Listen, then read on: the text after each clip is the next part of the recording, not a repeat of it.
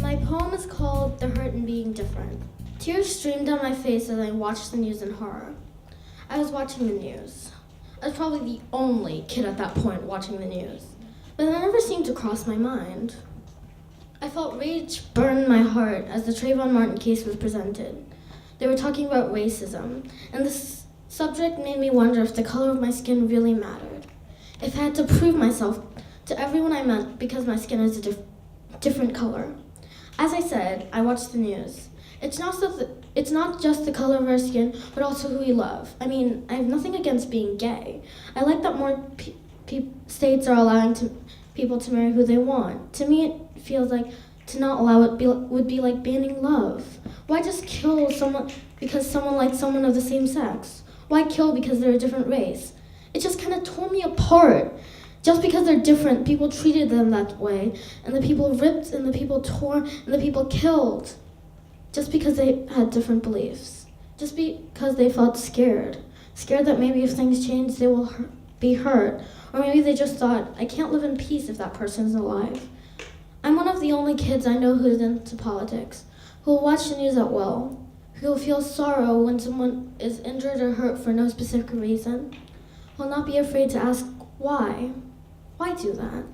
Who will not be afraid to speak her mind, who hates it when someone treats her a certain way, not because they know who she is, but instead of how she looks. And she knows about the dream that was once spoken, the peaceful world that has risen from darkness and despair. She knows about the gunshots that has been fired at those who spoke their minds, and at the young girl who tried to learn, the young Malala almost dead, but cannot be silenced if not heard. And that one word that will get every African American's blood boiling, that has once before been spoken repeatedly on a daily basis. And she knows about the rights that women once didn't have. And that word that has become so common, that seeps out of your mouth when you least expect it.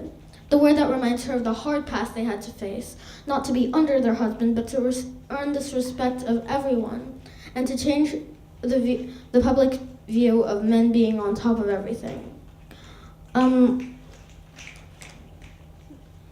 But she doesn't know why anyone would do that to you. Why they would hurt just because they felt differently. And if they have the same feelings again, if they decide to lock up everybody who feels differently, there will always be that one person, that person who will rise from the shadows and the darkness and will try to be heard and will not step down until the message is heard, and who will not be hurt.